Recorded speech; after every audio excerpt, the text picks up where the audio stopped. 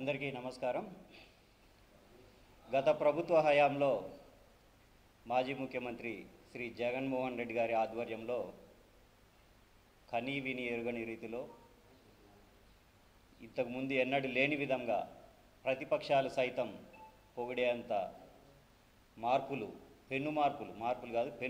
తీసుకురావడం జరిగింది. ఇక్కడ విద్య, వైద్యం, వైద్య విద్య ఈ మూడింటిలో సంచలనమైనటువంటి మార్పులు తీసుకురావడం జరిగింది. అందులో భాగంగా వైద్యం గురించి తీసుకుంటే ఆరోగ్యశ్రీ, ముఖ్యంగా ఆరోగ్యశ్రీ ఆనాడు దివంగత నేత శ్రీ ప్రీతమ నాయకుడు శ్రీ డాక్టర్ రాజశేఖర రెడ్డి గారు పాదయాత్ర చేసి పేదలు, మధ్యతరగతి వాళ్ళు ఏ విధంగా ఆరోగ్యంతో సతమతమవుతూ ప్రైవేట్ హాస్పిటల్లో ట్రీట్మెంట్ తీసుకోలేక ఇబ్బంది పడటం చూసి ఆరోగ్యశ్రీ అనే పథకంని ప్రారంభించి దేశం మొత్తం రాష్ట్రం వైపు చూసే విధంగా అందరినీ ఆశ్చర్యపరిచాడు. అదే బాటలో తండ్రికి మించిన తనయుడుల మన ప్రీతమ నాయకుడు శ్రీ జగన్మోహన్ రెడ్డి గారు అంతకు మించి మొత్తం 3650 జబ్బులకు ఆరోగ్యశ్రీల పరిధిలోకి తీసుకొచ్చి, అంతేకాదు కరోనాలో ప్రైవేట్ హాస్పిటల్ నుంచి రిసోర్స్ లిమిటెడ్ ఉండడం వల్ల వాళ్ళు విధించే ఫీజులు భరించలేక పేదలు పడుతున్న బాధలు చూసి దేశంలో ఎక్కడా లేని విధంగా కరోనాని కూడా ఆరోగ్యశ్రీ పరిధిలోకి తీసుకొచ్చి, అదేవిధంగా ఆ టైంలో రెమిడెసివిర్ అనే ఇంజెక్షన్ దాదాపు 50,000 ఖర్చు అయ్యే రెమిడెసివిర్ ఇంజెక్షన్ని ఆరోగ్యశ్రీలోకి తీసుకొచ్చి పేదలకు ఉచితంగా ఇవ్వడం జరిగింది. ఆ కరోనాను ఆ విధంగా సమర్థవంతంగా ఎదుర్కొన్నాడు కాబట్టే దేశంలో ఆంధ్రప్రదేశ్ ప్రప్రథమ స్థానంలో కరోనాని ఎదుర్కొన్న రాష్ట్రంగా నిలపబడింది. అలాంటి ఆరోగ్యశ్రీ పథకాన్ని కేవలం 2 కారణాలు అయితే కనిపిస్తూ ఉన్నాయి చంద్రబాబు గారు ఎందుకు ఈ విధంగా చేస్తూ ఉన్నాడు అనేది. ఒకటి, ఆరోగ్యశ్రీ అనేది ఇప్పుడు వాళ్ళు ఎన్ని పేర్లు మార్చుకున్నా కూడా, ఇప్పుడు ఏదో ఎన్టీఆర్ వైద్య సేవ అని పెట్టుకున్నారు, అంతకుముందు కూడా ఏదో పేరు పెట్టుకున్నారు. ఎన్ని పేరు పెట్టుకున్నా కూడా దాని ప్రజలు మాత్రం పిలిచేది ఆరోగ్యశ్రీనే. సో వీళ్ళ ఎంత చేసినా కూడా ఆ పేరు మాత్రం మనం మార్చలేకపోతున్నాం అనేది ఈయన బాధ. ఇంకోటి, సంపద సృష్టి, వాళ్ళ పార్టీ కోసం సంపద సృష్టి. సో ఈ 2 కారణాలు పెట్టుకొని ఈరోజు ఆరోగ్యశ్రీని నిర్వీర్యం చేయడానికి మొన్న క్యాబినెట్ మీటింగ్లో ప్రణాళిక సిద్ధం చేశారు. అందులో భాగంగా ప్రైవేట్ ఇన్సూరెన్స్ కంపెనీలకి బీమా అని చెప్పి కుటుంబానికి ఏదో అంకల్ గ్యారెంటీ 2.5 లక్ష కుటుంబానికి, 2.5 పైన అంతా 25 లక్షల వరకు ఎన్టీఆర్ ట్రస్ట్ భవన్ కిందని చెప్పి అంకల్ గ్యారెంటీ చూపించారు. నిజంగా ఒక ఉదాహరణ చెప్తాను.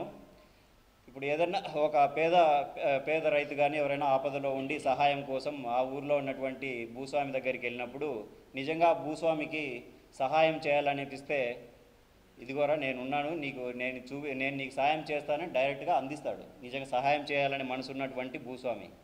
అట్లా కాకుండా, నేను వాడికి అప్పు ఇచ్చిన్నాను, వాడి దగ్గరికి పోయి నేను చెప్తాను, వాడి దగ్గర పోయి తీసుకో, వాడు నాకు డబ్బులు ఇవ్వాలా అని చెప్పి కుంటి సాకులు చెప్తా ఉన్నారంటే ఇది ఎగ్గొట్టేదానికే అని అర్థం. వాడికే డబ్బులు లేక ఈయన దగ్గర డబ్బులు తీసుకున్నాడు, ఈయన పోయి అడిగితే డబ్బులు ఇస్తాడా? ఆ విధంగా ఉంది ఈ బీమా పథకం. ఎందుకంటే ఇప్పుడు బీమా పథకం ఎందుకు పెడతారు? వాళ్ళ లాభం కోసం ఫస్ట్ వాళ్ళు ఒక కంపెనీ పెట్టినారు. ఇప్పుడు నువ్వు డబ్బులు ఇచ్చి వాళ్ళు ఒక లాభం, వాళ్ళ పక్కన లాభం వేసుకోవాలా. మిమ్మల్ని సంతృప్తిపరచాలంటే మీకు ఒక కమిషన్ ఇవ్వాలా. ఈ కమిషన్లు వాళ్ళ లాభం పోను, పేదవాడికి చేరేది ఏముంది? శూన్యం. అక్కడే తెలుస్తోంది మీరు పేదవారి పట్ల మీకున్నటువంటి చిత్తశుద్ధి ఏంది అనేటువంటిది. ఒకటి, కోవిడ్ సమయంలో అందరం చూసాం, మన రాష్ట్రంలో విడిపోయి మనం సపరేట్గా కాబడిన సమయంలో మనకు అన్ని వసతులు కూడా ఉన్నటువంటి హాస్పిటల్స్ మన దగ్గర లేకపోవడం వల్ల మన రాష్ట్రం నుంచి చుట్టుపక్కల హైదరాబాద్ కానీ, చెన్నై కానీ, బెంగళూరు కానీ అందరూ అంబులెన్స్లు వేసుకొని పరిగెత్తాల్సినటువంటి పరిస్థితి. అక్కడ వాళ్ళకు బెడ్లు లేకపోవడం వల్ల బార్డర్లో అన్ని అంబులెన్స్లు అన్నీ ఆపేసి మా రాష్ట్రానికి మీరు రావద్దు, మాకే బెడ్లు లేవు అని చెప్పి బార్డర్లో అన్ని అంబులెన్స్లను ఆపేసినటువంటి పరిస్థితి. ఒక రాష్ట్ర ముఖ్యమంత్రిగా ఉండి అలాంటి పరిస్థితులు ఎదుర్కొన్న అవసరం రాకూడదనే అదొక కారణము. ఇంకొకటి, ప్రతి సంవత్సరం ఏటా మెడికల్ విద్యార్థులు ఎంతోమంది వివిధ దేశాలకు వెళ్తూ ఉన్నారు. ఎందుకంటే ఇక్కడ ప్రైవేట్ కాలేజీలో ఫీజులు అనేటువంటివి భరించలేనటువంటి సిచ్యువేషన్. ఇంకోటి, గవర్నమెంట్ మెడికల్ కాలేజ్ తగినటువంటి సీట్లు లేకపోవడం. దీనివల్ల వేల మంది విద్యార్థులు రష్యా, ఉక్రెయిన్, చైనా ఇలాంటి దేశాలకు వెళ్ళి వైద్య విద్య కోసం పాకులాట పడుతూ ఉన్నారు. సో ఈ రెండు కారణాలు, ఒకటి కోవిడ్ సమయంలో తగినటువంటి వసతులు లేకపోవడం అనేటువంటిది, అదేవిధంగా వైద్య విద్యకు సంబంధించిన కొరత ఉన్నదని ఆలోచించి ఆయన ఉన్నటువంటి విజన్తో దీనికి కరెక్ట్గా సొల్యూషన్ ఒక గవర్నమెంట్ మెడికల్ కాలేజ్ స్థాపించడం అనేటువంటిదే ముఖ్యమని చెప్పి ఆ రోజు 17 మెడికల్ కాలేజీలు స్థాపించడం జరిగింది. కానీ ఇప్పుడు చంద్రబాబు నాయుడు గారు దాన్ని తీసేయడానికి కూడా 2 కారణాలు ఉన్నాయి. మొదటి కారణం, ఇప్పుడు ఆయన ఈ గవర్నమెంట్ మెడికల్ కాలేజ్ ఆల్రెడీ సీట్లు కూడా గత సంవత్సరం 2024-25 సంవత్సరానికి 5 కాలేజీలు స్టార్ట్ కావాలని ఆయన ఉద్దేశపూర్వకంగా దాన్ని ఆపడం జరిగింది. ఎందుకంటే ఆ సంవత్సరం సీట్లు కూడా స్టార్ట్ అయితే ఆ పేరు జగన్మోహన్ రెడ్డి గారికే వస్తుంది, చంద్రబాబు నాయుడు గారికి రాదు. సో అది ఆపి దాని తర్వాత మళ్ళీ స్టార్ట్ చేయాలి. ఒకవేళ అప్పుడు స్టార్ట్ చేసినా కూడా ఏమవుతుందంటే, ఒకసారి గవర్నమెంట్ స్టార్ట్ చేసిన తర్వాత మళ్ళీ దాన్ని ప్రైవేటైజేషన్ చేసినారంటే అది ఒక చెడ్డ పేరు అనమాట. సో ఈ 2 కారణాలను దృష్టిలో పెట్టుకొని ఒక సంవత్సరం కావాలనే ఎన్ఎంసి నేషనల్ మెడికల్ కౌన్సిల్ ఇస్తామన్నా కూడా వీళ్ళు వద్దని చెప్పి సంవత్సరం ఆపి ఇప్పుడు ఆ క్యాబినెట్ మీటింగ్లో దాన్ని ప్రైవేటైజేషన్ చేయడానికి ప్రణాళిక రూపుదిద్దుకున్నారు. దాంట్లో వాళ్ళ భాగస్వాములకే సింగపూర్గా సంబంధించిన సంస్థకు అప్పచెప్పడానికి ప్రణాళిక సిద్ధం చేసినట్లు తెలుస్తూ ఉంది. దీనివల్ల నష్టపోయేది విద్యార్థులు, పేద మధ్యతరగతి విద్యార్థులు, ఇంకా పేద ప్రజలకు మంచి సౌకర్యాలతో కూడినటువంటి ట్రీట్మెంట్ అనేటువంటిది లభించకపోవడం వల్ల ఈ 2 వర్గాలు తీవ్రంగా నష్టపోతాయి అన్నమాట. నేను ఒకటే చెప్పదలుచుకున్నా, వీళ్ళు P4 అని చెప్పి సంపద సృష్టి అని చెప్పి ఏవో పేర్లు పెట్టుకుంటా ఉన్నారు. P4 అంటే ఏమీ లేదు, ప్రభుత్వ ఆస్తుల్ని ప్రజాధనాన్ని పాలకులు పంచుకోవడమే P4. ఆ P4 అనేటువంటిది అంతకు మించి పేద ప్రజలకు ఎలాంటి ఒరిగేది ఏమీ లేదు.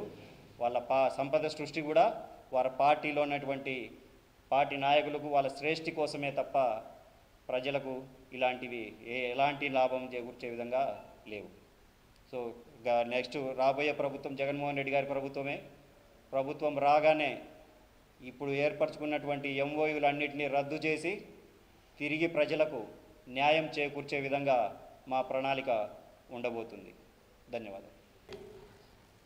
నేటికి 16 నెలలుగా వస్తుంది. ఈ 16 నెలల కాలంలో తీవ్రంగా నష్టపోయింది ఎవరంటే ఒక విద్యార్థులు, యువకులు తప్పితే ఎవరికి న్యాయం జరగలే. విద్యార్థులు జరగలేదు, యువకులు జరగలేదు. ముఖ్యంగా మీరు చూసుకుంటే వైఎస్ జగన్మోహన్ రెడ్డి గారు ఎంతో ప్రతిష్టాత్మకంగా మెడికల్ కాలేజీలో 17 మెడికల్ కాలేజీలు నిర్మించడం జరిగింది. ఈ 17 మెడికల్ కాలేజీలో మాకు అదృష్టంగా మా కడప జిల్లాకు ఒక మెడికల్ కాలేజ్ అనేది ఇవ్వడం జరిగింది. ఆ యొక్క మెడికల్ కాలేజ్కి కూటమి ప్రభుత్వం ఏర్పడిన ఒక 3 మంత్స్ తర్వాత సీట్లు కేటాయించడం జరిగింది. మా కర్మనో మా దరిద్రమేమో తెలియదు కానీ రాష్ట్ర ప్రభుత్వము సెంట్రల్ గవర్నమెంట్కి లెటర్లు రాస్తారు, మా యొక్క రాష్ట్ర విద్యార్థులకు మెడికల్ సీట్లు కేటాయించండి బాగుపడాలని చెప్పి సెంట్రల్ గవర్నమెంట్కి లెటర్లు రాస్తాం. మా కర్మేమో కానీ మాకు కేటాయించిన సీట్లు కూడా మాకు వద్దని చెప్పి రివర్స్ పంపించినటువంటి ఘనత ఈ యొక్క రాష్ట్ర ప్రభుత్వం చంద్రబాబు నాయుడు, నారా లోకేష్ గారిది. తక్షణమే మీరు ఈ యొక్క మెడికల్ సీట్లను వెంటనే మళ్ళీ కేటాయించాలి. అదేవిధంగా ప్రైవేటీకరణ చేయడం కూడా చాలా దారుణము. రాష్ట్రంలో ఎక్కడ లేనటువంటి విధంగా నారాయణ అటువంటి ఒక ప్రైవేట్ సంస్థలకు చంద్రబాబు నాయుడు అమ్ముడు పోయి ఈ యొక్క ప్రైవేటీకరణ చేయడం అనేది కూడా చాలా మన కర్మ అనుకొని మేము తెలియజేస్తున్నాం. తక్షణమే వెంటనే వైద్య విద్యార్థులకు న్యాయం చేయాలని చెప్పి వైఎస్ఆర్ కాంగ్రెస్ పార్టీ నుంచి మేము డిమాండ్ చేస్తున్నాము. లేని పక్షాన విద్యార్థులు అదేవిధంగా యువత ఆధ్వర్యంలో పులివెందుల మెడికల్ కాలేజ్ దగ్గర నిరాహార దీక్షకైనా కూర్చుంటామని చెప్పి ఈ మీడియా ముఖంగా మేము తెలియజేస్తున్నాం.